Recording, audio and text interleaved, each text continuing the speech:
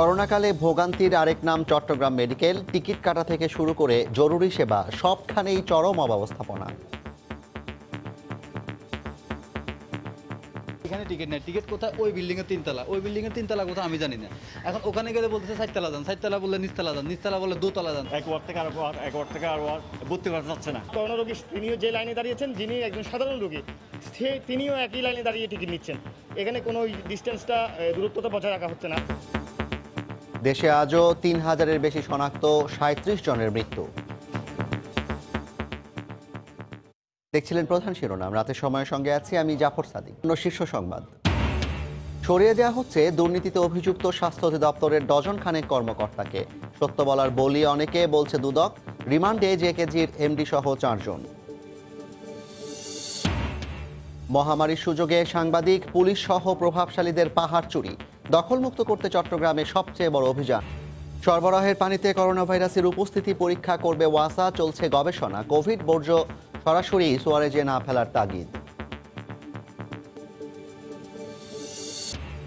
এবং হজযাত্রীদের টাকা ফেরত দেওয়া শুরু ১২ জুলাই, তবে বাতিল হবে নিবন্ধন। সহজে দিতে ব্যাংকগুলোকে নির্দেশনা।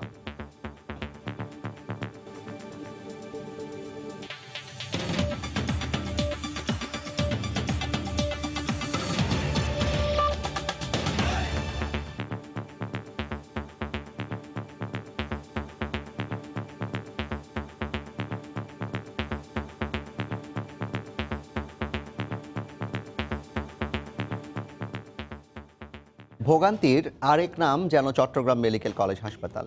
করোনা সংক্রমণের সঙ্গে পাল্লা দিয়ে বাড়ছে দুর্ভোগ।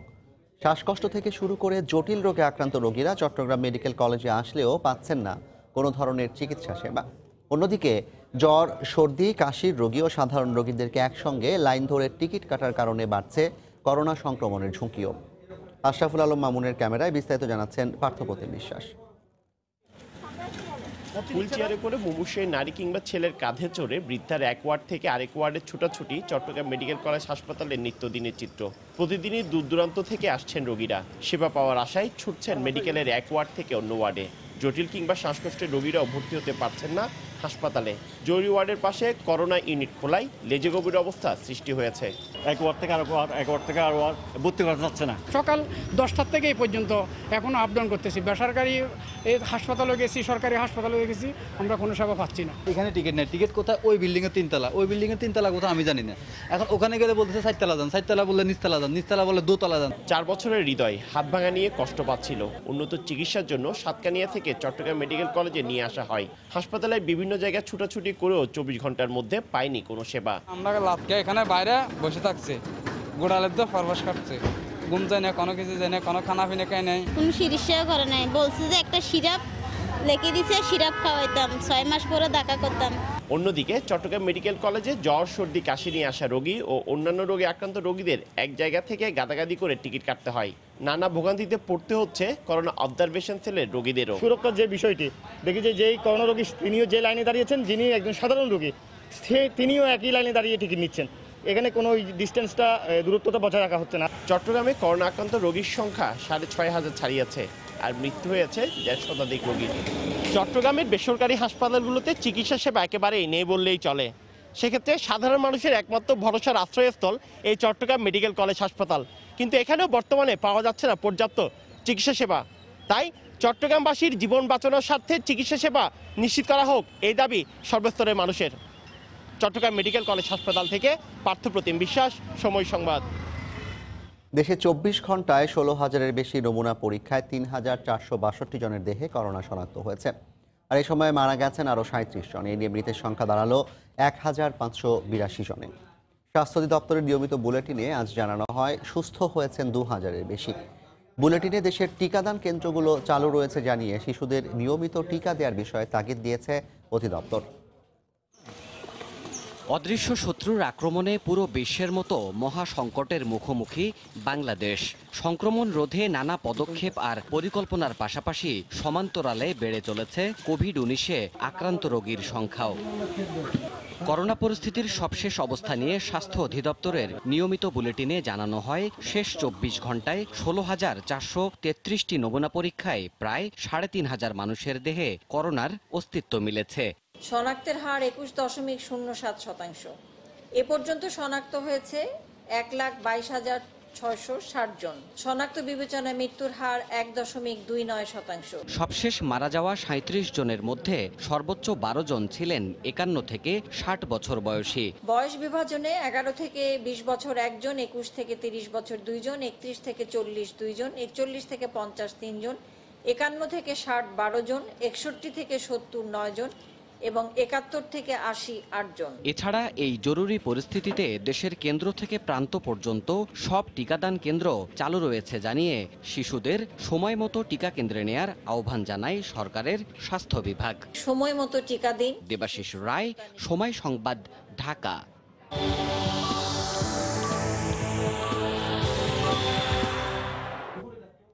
করোনার সবশেষ পরিস্থিতি নিয়ে স্বাস্থ্য অধিদপ্তরের বুলেটিন বিশ্লেষণ করেছেন রিপোর্টার রাশেদ বাপ্পি। শুরুতে দেখে নেব গত 24 ঘন্টায় বাংলাদেশের সার্বিক চিত্র। গত 24 ঘন্টায় মোট নমুনা পরীক্ষা করা হয়েছে 16,433টি। এর মধ্যে রোগী শনাক্ত হয়েছেন 3,462 জন। এ নিয়ে বাংলাদেশে মোট করোনা আক্রান্ত রোগীর সংখ্যা দাঁড়ালো 1,22,660 জন এবং গত 24 ঘন্টায় মৃত্যুবরণ করেছেন 37 জন। এ নিয়ে মোট মৃতের সংখ্যা দাঁড়ালো 1,582 জন এবং গত 24 ঘন্টায় সুস্থ হয়েছেন 2,031 জন। এ নিয়ে সুস্থ হওয়া মানুষের সংখ্যা দাঁড়ালো 49,666 জন। গত 7 দিনের সংক্রমণের হার, সেখানে আমরা যেমন দেখতে পাচ্ছি গত 7 দিনের তুলনামূলক পরিস্থিতি কিন্তু প্রায় একই রকম, 3,500-এর মতোই আক্রান্তের সংখ্যা। বয়স ভিত্তিক বিভাজন দেখতে চাই, লিঙ্গ ভিত্তিক বিভাজন, সেখানে আমরা দেখতে পাচ্ছি মোট মারা গিয়েছেন গত 24 ঘন্টায় 37 জন। এর মধ্যে পুরুষ 28, নারী 9 জন। 29 জনই মারা গিয়েছেন 51 থেকে 80 বছর বয়সী। অর্থাৎ যে বিষয়টি বারবারই বলা হচ্ছে যে বয়োজ্যেষ্ঠ নাগরিক যারা রয়েছেন তাদের কিন্তু ঝুঁকি সব থেকে বেশি, সেটা কিন্তু প্রতিদিনই আমরা যে মৃতের সংখ্যা বিশ্লেষণ করি সেখানে কিন্তু উঠে আসছে। বিশ্বের সর্বোচ্চ যে দেশগুলো রয়েছে আক্রান্তের সংখ্যায় সব থেকে বেশি আক্রান্তের হার কিন্তু মার্কিন যুক্তরাষ্ট্রে, পরবর্তীতে ব্রাজিল, ব্রাজিলের পর রাশিয়া এবং পার্শ্ববর্তী অর্থাৎ প্রতিবেশী দেশ ভারতের সঙ্গে যদি বাংলাদেশের তুলনা আমরা করি সেখানে দেখা যাচ্ছে ভারতে এখন পর্যন্ত মোট আক্রান্ত রোগীর সংখ্যা 4,56,552 জন। সেখানে বাংলাদেশে কিন্তু 1,22,660 জন। স্বাস্থ্য অধিদপ্তর থেকে বরাবরের মতো আজও কিন্তু বলা হয়েছে বাইরে বের হলে মাস্ক ব্যবহার করা, একই সঙ্গে হচ্ছে সামাজিক দূরত্ব যে বজায় রাখা, সেটি কিন্তু বারবারই বলা হয়েছে, আজও তেমনটা বলা হয়েছে। এই ছিল আজকের বিশ্লেষণে। এদিকে করোনার সংক্রমণ বেশি থাকার পরও ঢাকার রেড জোন এলাকার লকডাউন নিয়ে চলছে হেলাফেলা। কার্যকর কোনো পদক্ষেপ না নিয়ে চলছে পারস্পরিক দোষারোপ। পূর্ব রাজাবাজার ছাড়া ঢাকার আর কোথাও লকডাউন শুরুই করতে পারেনি কর্তৃপক্ষ। আমলেই নেওয়া হয়নি জাতীয় পরামর্শ কমিটির সুপারিশ। তারা বলছে ছোট ছোট এলাকা লকডাউন করলে সুফল পেতে দেরি হবে। রাজধানী ঢাকা করোনা সংক্রমণের শীর্ষে। ঢাকার 45 এলাকায় রেড জোন ঘোষণা হয়েছে 2 সপ্তাহ হতে চলল, কিন্তু স্থান নির্ধারণ বা লকডাউন কিছুই সম্ভব হয়নি। অথচ করোনা রোগী বাড়ছে লাফিয়ে লাফিয়ে। ঢাকার বাইরে 19 জেলা রেড জোন ঘোষণা করে লকডাউন করেছে সরকার। তার মধ্যে চট্টগ্রাম বিভাগের ব্রাহ্মণবাড়িয়া আক্রান্তের সংখ্যা 521 জন, তা রেড জোনের আওতায় পড়েছে। কিন্তু লক্ষ্মীপুরে 609, নোয়াখালীতে 1740, ফেনীতে 553, চাঁদপুরে 610 জন। সেখানে লকডাউন করেনি সরকার। স্থান নির্ধারণ নিয়ে কাজ করেন আইসিটি মন্ত্রণালয়। প্রতিমন্ত্রীর দাবি, আইডিসিআর থেকে তথ্য নিয়ে কাজ করেন তারা। আমরা ছোট ছোট এলাকাকে নির্ধারণ করে দিচ্ছি, কোথাও 10টা বাড়ি, কোথাও 20টা বাড়ি, কোথাও হয়তো দেখা যাচ্ছে একটা বাড়ি বা একটা অ্যাপার্টমেন্ট হাউস, এভাবে আর কি আমরা ওই ডটগুলো দেখে আমরা স্বাস্থ্য মন্ত্রণালয়ের যে টেকনিক্যাল কমিটি আছে তাদেরকে আমরা সুপারিশমালা পাঠাচ্ছি। তারা বিশেষজ্ঞদের সাথে বসে তারা ফাইনাল সিদ্ধান্ত দিচ্ছেন যে কোন কোন এলাকাগুলোকে কিভাবে তারা ডিমার্ক করবেন। এদিকে করোনা ভাইরাস প্রতিরোধে জাতীয় পরামর্শ কমিটির সভাপতি বলছেন আমলে নেওয়া হয়নি তাদের সুপারিশ। জোনিংয়ের সাথে যে লকডাউন, এই জায়গাটায় আমরা যেভাবে চেয়েছিলাম সেটা হয়নি। কেন হয়নি আমি সেটা বলি। সেটা হলো যে আমরা বলেছিলাম যে এক একটা জোনকে একটু বড় বড় এলাকাকে করে দিয়ে তারপরে লকডাউন দেওয়া, কিন্তু ওনারা ছোট ছোট করেছে। অন্যদিকে ঢাকা উত্তর সিটি কর্পোরেশনের মেয়র বলছেন স্বাস্থ্য অধিদপ্তরের নির্দেশনার অপেক্ষায় লকডাউনের কাজ আটকে আছে। ম্যাপিং এবং ডিমার্কেশন এই দুটো যদি আমাদেরকে দেওয়া হয়, ডেফিনেটলি আমাদের মন্ত্রণালয়ের থ্রুতে এটাকে তারা জানিয়ে দেওয়া হবে, আমি কিন্তু আমার কাজটা শুরু করে দেব। আর দক্ষিণ সিটি কর্পোরেশনের সঙ্গে যোগাযোগ করে জানা গেছে তারাও তালিকার অপেক্ষায় রয়েছে। সাদাত রহমতুল্লাহ, সময় সংবাদ, ঢাকা। সরিয়ে দেওয়া হচ্ছে স্বাস্থ্য খাতে দুর্নীতির অভিযুক্ত ডজন খানেক কর্মকর্তাকে। এর মধ্যে বদলি করা হয়েছে মন্ত্রণালয় অধিদপ্তরের বেশ কয়েকজনকে। তবে বিশেষজ্ঞরা বলছেন ঘটনার তদন্ত না করে শুধু বদলি লোক দেখানো ছাড়া আর কিছুই নয়। এদিকে দুদক বলছে কেন এই কর্মকর্তাদের বদলি করা হচ্ছে সে বিষয়েও স্বাস্থ্য মন্ত্রণালয়ে তথ্য চেয়েছে তারা। এহসান জুয়েলের রিপোর্ট। অব্যবস্থাপনার আতুর ঘরে পরিণত হয়েছে দেশের স্বাস্থ্য খাত। করোনার মতো মহা দুর্যোগে বের হয়ে আসছে বছরের পর বছর ধরে চলা সিন্ডিকেটের গোমর। শৃঙ্খলা ফেরাতে শুদ্ধি অভিযান শুরু। তালিকায় আছেন ডজন খানেক কর্মকর্তা। চলতি সপ্তাহে স্বাস্থ্য অধিদপ্তরে এক পরিচালক সহ 4 কর্মকর্তাকে সরানো হয়েছে। মন্ত্রণালয়ে রদবদল হয়েছে সচিব ও অতিরিক্ত সচিব পদে। অধিদপ্তরের বদলিকৃত পরিচালকের বিরুদ্ধে কেনাকাটায় ও পরিকল্পনায় ব্যাপক দুর্নীতির অভিযোগ। এ বিষয়ে কথা বলতে চাইলে আইসোলেশনে থাকার কথা জানান অভিযুক্ত পরিচালক ডাক্তার ইকবাল কবির। সিন্ডিকেটের সাথে সম্পৃক্ততার কথা অস্বীকার করলেন সম্প্রতি বদলি হওয়া অতিরিক্ত সচিব। সিন্ডিকেট সাধারণত থাকে নর্মালি কেনাকাটা বেসড, প্রকিউরমেন্ট বেসড, ওইখানে সিন্ডিকেট থাকতে পারে। আমি যেহেতু প্রকিউরমেন্ট দেখতাম না, কাজে আমার ঠিক ধারণা নাই। বিশেষজ্ঞরা বলছেন শুধুমাত্র বদলির মাধ্যমে যেন দুর্নীতির ঘটনাগুলো চাপা পড়ে না যায়। N95 মাস্কের মতো আলোচিত বিষয়গুলো সুষ্ঠু তদন্তের মাধ্যমে যারা জড়িত, যারা দায়ী, তাদেরকে জবাবদিহিতে আনা। এই ধরনের সিম্বলিক বদলি যদি তার পিছনে রদবদল তার উদ্দেশ্য হয়, তাহলে সেটি আসলে হিতে বিপরীত হওয়ার ঝুঁকি রয়েছে। তবে দুদক মনে করে তাদের সুপারিশে এসব কর্মকর্তাকে বদলি করা হয়নি, বরং কেন বদলি করা হচ্ছে সেটি তারা জানতে চাইবে। মাস্ক, পিপি এগুলো আমরা যখন রিপোর্ট দিয়েছি, রিপোর্টের পরের ঘটনা এগুলো। So there is no link between our recommendation. বদলি কোন রিফর্ম তো ইন্ডিকেট করে না। আপনি একটা অন্যায় করলেন বা আপনাকে বদলি করা হলো, it is not the solution. বদলির বিষয়ে আমরা তথ্য চেয়েছি, কারণ যাদেরকে বদলি করা হয়েছে একটা অভিযোগ আমাদের কাছে এসছে যে সত্য বলাতে বদলি হয়েছে, এমনও অভিযোগ আছে। দুদক স্বাস্থ্য খাতের দুর্নীতি নিয়ে যে রিপোর্টগুলো দিয়েছে সেটি করোনার প্রাদুর্ভাব শুরুর আগের। তাই এই সময়ের দুর্নীতিগুলো আলাদা করে তদন্ত করার কথা বলছে সংস্থাটি। এহসান জুয়েল, সময় সংবাদ, ঢাকা। এদিকে কোভিড সার্টিফিকেট জালিয়াতির মামলায় জেকেজির এমডি সহ 4 জনকে 2 দিন করে রিমান্ড দিয়েছেন আদালত। আর জিকেজির 2 সাবেক কর্মী দম্পতি হুমায়ুন ও তানজিনা আদালতে স্বীকারোক্তিমূলক জবানবন্দি দেয় তাদের জেল হাজতে পাঠানো হয়েছে। জনস্বাস্থ্য বিশেষজ্ঞরা বলছেন নজরদারির অভাবে সামাজিক যোগাযোগ মাধ্যম আর নিজস্ব ওয়েবসাইটে প্রচারণা চালিয়ে ভুঁইফোড় প্রতিষ্ঠান বাড়ি বাড়ি গিয়ে নমুনা সংগ্রহ করছে। এতে প্রতারণার শিকার হচ্ছে সাধারণ মানুষ। রোগীর বাড়ি গিয়ে সংগ্রহ করা নমুনা ফেলে মন গড়া রিপোর্ট দিয়ে টাকা হাতিয়ে নেওয়ার অভিযোগে জোবেদা খাতুন সার্বজনীন স্বাস্থ্যসেবা জেকেজির বর্তমান ও সাবেক 6 জনের গ্রেফতার কোভিড পরীক্ষার নির্ভরযোগ্যতা নিয়ে প্রশ্ন তুলেছে। ট্রাভার হেলথে কল করার জন্য আপনাকে ধন্যবাদ। সামাজিক যোগাযোগ মাধ্যমে বাড়ি গিয়ে নমুনা সংগ্রহের প্রচারণায় আছে স্বাস্থ্য অধিদপ্তরের অনুমোদিত 65টি ল্যাবের অনেকগুলো। আছে নাম পরিচয়হীন গ্রাহক শিকারীরাও। গ্রাহক সেজে কল দিলে প্রত্যেকেই নির্ভরযোগ্যতার দাবি করেন। আপনারা কি অ্যাপ্রুভ? গভর্নমেন্ট অ্যাপ্রুভ করা আমাদের স্যার। আমরা এখন তো প্রাইভেট সেক্টর যারা কোভিড টেস্ট করছি স্যার।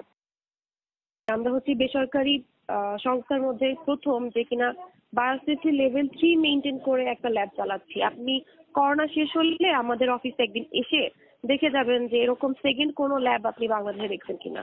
কোভিড ল্যাবগুলোতে রোগীর চাপ বাড়ার সুযোগে আইইডিসিআই এর নাম ভাঙিয়েও প্রতারণার অভিযোগ পাওয়া যাচ্ছে বলে জানালেন সংস্থাটির প্রধান বৈজ্ঞানিক কর্মকর্তা। জানালেন পুলিশ ও নিজস্ব কর্মীদের এ নিয়ে সতর্ক থাকতে বলা হবে। সেদিন আমাকে গুলশান থেকে একজন ফোন করছে, বাড়ি বাড়ি যায় জিজ্ঞেস করতেছে আপনার কি স্যাম্পল টেস্ট করাবেন? আমরা আইডিসিআর থেকে এসেছি।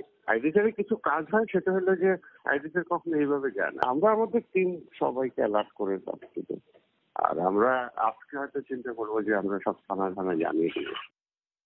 এ বিষয়ে কোভিড ল্যাবের অনুমোদন দেওয়া প্রতিষ্ঠান স্বাস্থ্য অধিদপ্তরের কাউকে কয়েকবার ফোন দিয়েও পাওয়া যায়নি। তবে জনস্বাস্থ্য বিশেষজ্ঞরা বলছেন তদারকির দায়িত্ব স্বাস্থ্য অধিদপ্তরেরই। মনিটরিং সুপারভিশন না থাকার ফলে এইরকম একটা দুর্বৃত্তায়ন এখানে ঘটতে পেরেছে। এখানে পরীক্ষা হচ্ছে, ওখানে মানসম্পন্ন পরীক্ষা হচ্ছে কিনা, আবার যখন পরীক্ষার রিপোর্ট দেওয়া হচ্ছে সেটাও যথাযথভাবে দেওয়া হচ্ছে না, ওখানে কোনো অনিয়ম আছে কিনা, এইটা নজরদারির মধ্যে রাখলে আমাদের এই ধরনের অনভিপ্রেত ঘটনা আমরা কিন্তু এড়িয়ে যেতে পারি। ভুয়া কোভিড সার্টিফিকেট বাণিজ্য চক্রের অন্য সদস্যদের ধরতে আরও অনুসন্ধান চলছে বলে জানিয়েছে পুলিশ। ওমর ফারুক, সময় সংবাদ, ঢাকা। রাতের সময় আরও থাকছে। করোনাকালে দেশে বৈদেশিক মুদ্রা রিজার্ভের নতুন রেকর্ড ৩,৫০০ কোটি ডলার ছাড়িয়েছে। মেটানো যাবে 9 মাসের আমদানি ব্যয়।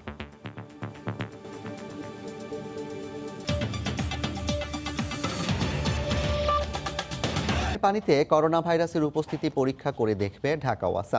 ইতালি ও ফ্রান্সে নদীর পানিতে ভাইরাসটির অস্তিত্ব পাওয়ার বাংলাদেশেও পরিশোধিত পানির সুরক্ষা নিয়ে প্রশ্ন উঠেছে। ঢাকা ওয়াসা বলছে বিষয়টি নিয়ে বিশদ গবেষণা চলছে। আতিকুর রহমান তমালের রিপোর্ট। নদীর নাম সেন।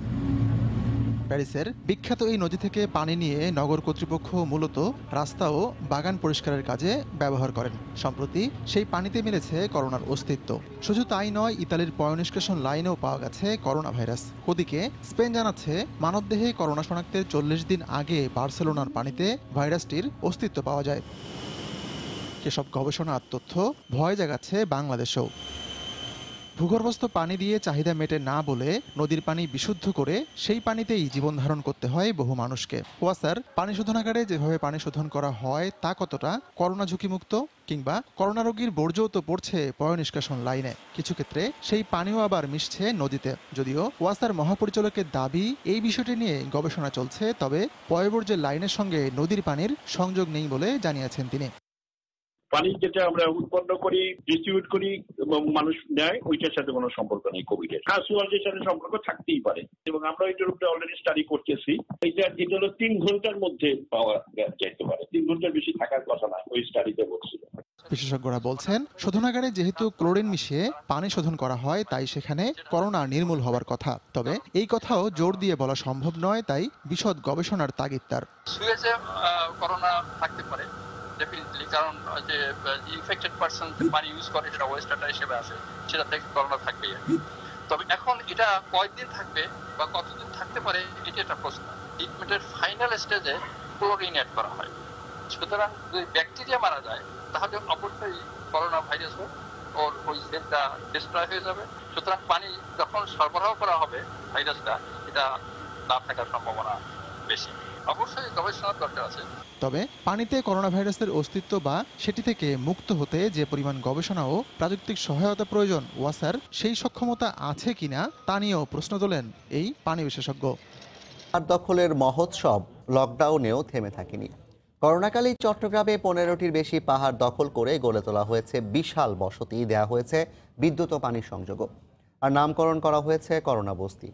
রাজনীতিবিদ, দলের ক্যাডার, পুলিশ, সাংবাদিক সহ প্রভাবশালীরা এসব পাহাড়ের দখলদার।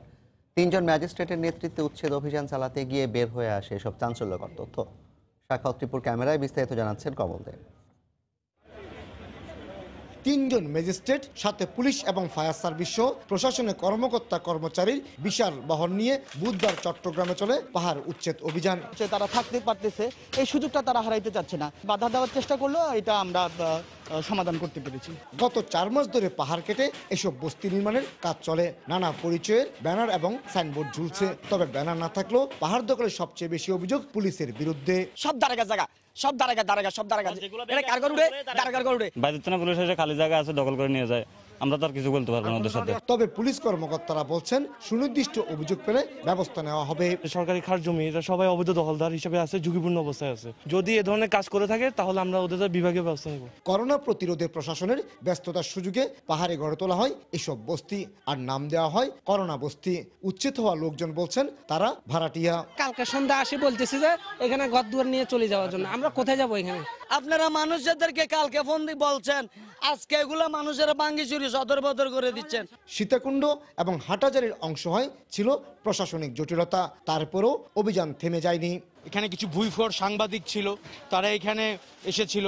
এর পাশাপাশি এখানে কিছু রাজনৈতিক পরিচয় খাটিয়েও কিছু লোকজন বা শ্রমজীবী লীগ পরিচয়টা ব্যবহার করার ট্রাই করেছে, যাতে এখানে প্রশাসন ভীত হয়ে বা পুলিশ ভীত হয়ে যাতে না আসে। বাধার মুখেও 100টির মতো ঘর উচ্ছেদ করা হয়। গত 10 বছরে চট্টগ্রামে পাহাড়ধসে মৃত্যু হয়েছে অন্তত 400 জনের। সাধারণ মানুষ বিদ্যুৎ কিংবা পানির সংযোগ না পেলেও এই গহীন দুর্গম এলাকায় পানি এবং বিদ্যুৎ সংযোগ পেয়েছে অবৈধ বসবাসকারীরা। কমল দে, সময় সংবাদ, চট্টগ্রাম। চাকরি বা ঋণের লোভ দেখিয়ে আদায় করা হতো হাজার থেকে লাখ টাকা জামানত। রাজধানীর মতিঝিলে SMS গ্রুপ নামে একটি প্রতিষ্ঠানে র্যাবের অভিযানে উঠে আসে একাধিক প্রতিষ্ঠানের নামে কোটি কোটি টাকা জালিয়াতির চিত্র। মিলেছে করোনার নকল ওষুধ থেকে শুরু করে ভুয়া জীবাণুনাশক সামগ্রীও। জুনের 10 তারিখে চেয়ারম্যান সাহেবের স্বাক্ষরিত আমাকে একটা চেক দেয়, 1,59,000 টাকা সোনালী ব্যাংকের চেক। 21 তারিখে আমি ব্যাংকের চেক শো করি, ডিজনার স্লিপ, চেক, এগুলো আমি সব। উনি 20 কোটি টাকার অধিক পরিমাণ টাকা এই যে বিভিন্ন লোনের জামানত হিসেবে উনি দিয়েছেন, কিন্তু সেই টাকাগুলো উনি ফেরত দিচ্ছেন না।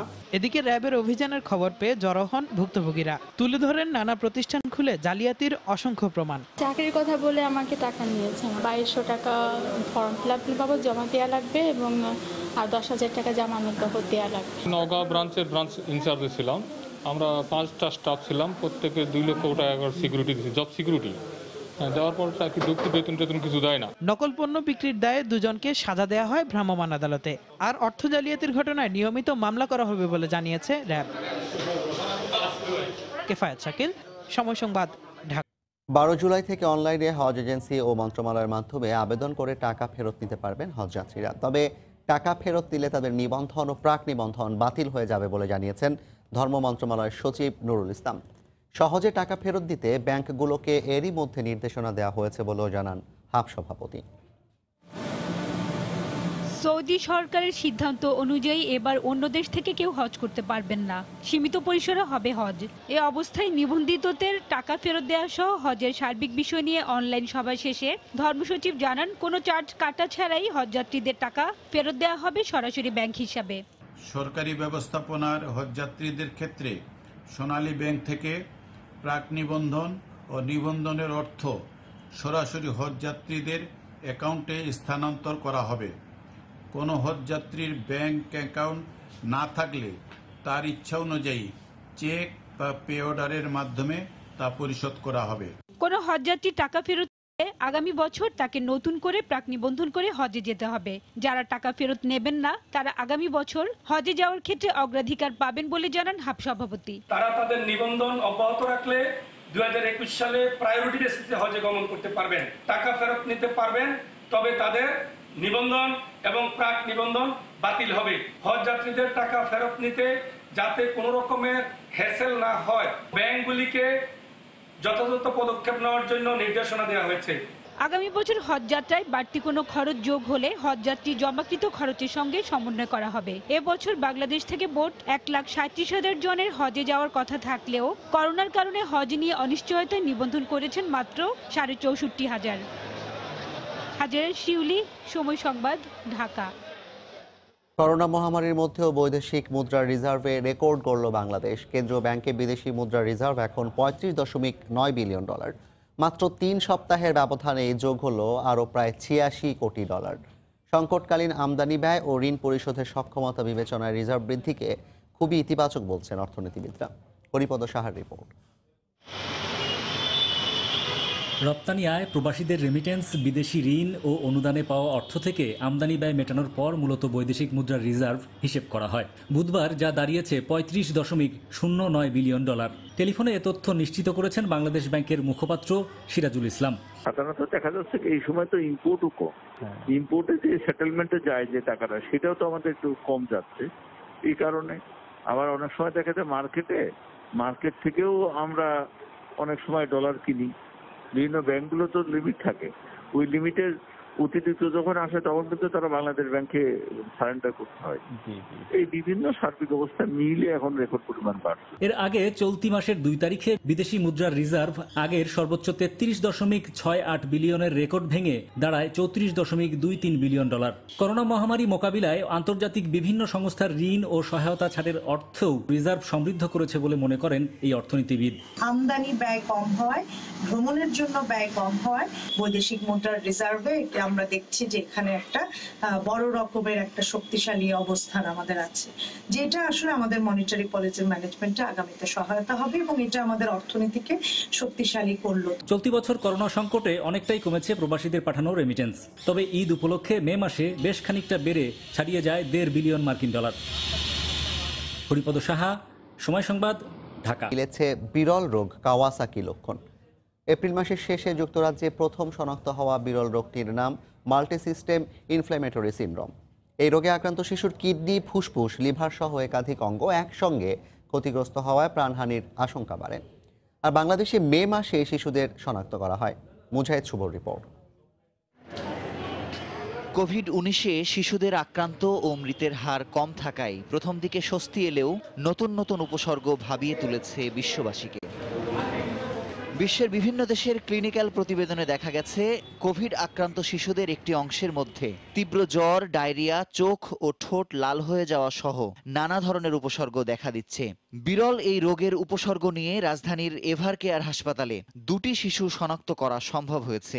শিশু দুটি গভীর পর্যবেক্ষণে থাকার পর সুস্থ হয়েছে বলে জানিয়েছেন হাসপাতাল কর্তৃপক্ষ। আমাদের এখানে ক্রিটিক্যাল কেয়ার টিমটা ছিল কোভিড আইসিইউর জন্য, যার ফলে এই রোগী দুইটা টাইমলি ইন্টারভেনশন করে রোগী দুইটা ভালো হয়ে বাসা গেছে। যুক্তরাজ্য, যুক্তরাষ্ট্র, ভারত সহ বেশ কয়েকটি দেশে শনাক্ত হয়েছে কাওয়াসাকি ডিজিজ ও টক্সিক শক সিনড্রোমের মতো বিরল এই রোগ।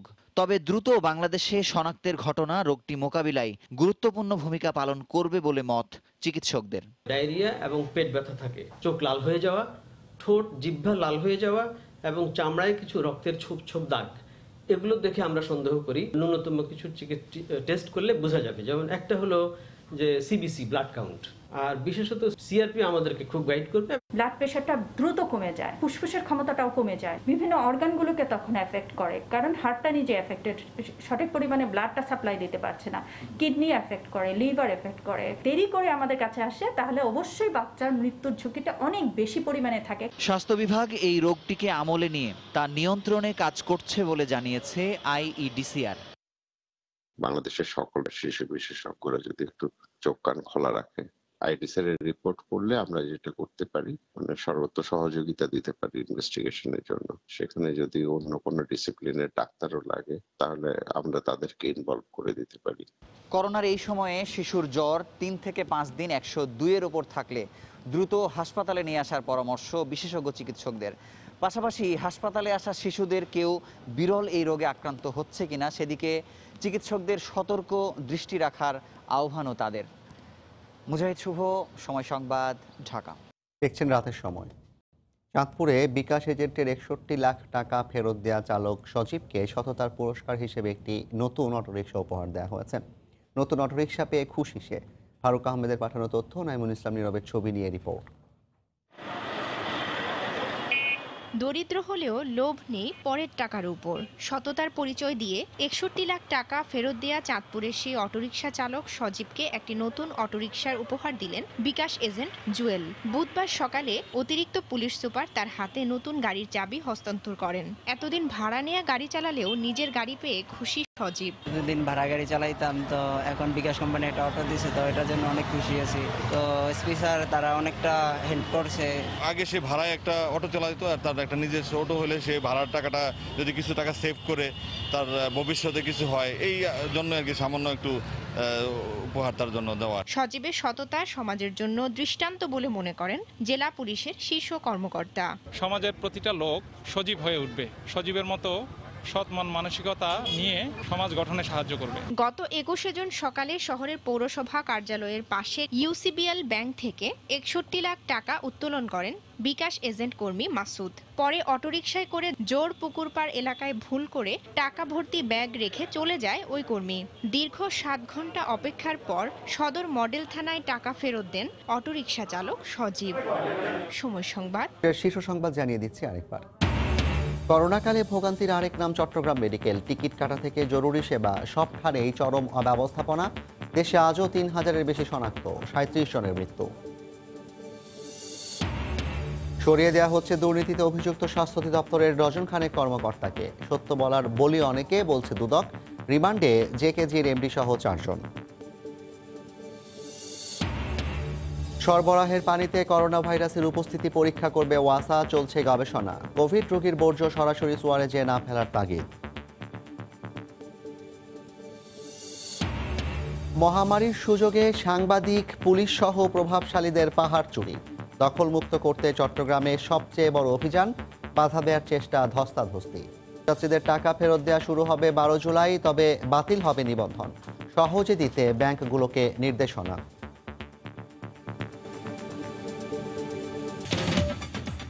এই ছিল রাতের সময়। আপনার মোবাইলে সময় সংবাদ দেখতে ও সব খবর পেতে ডাউনলোড করুন সময় অ্যাপ। আর সঙ্গে থাকুন সময়।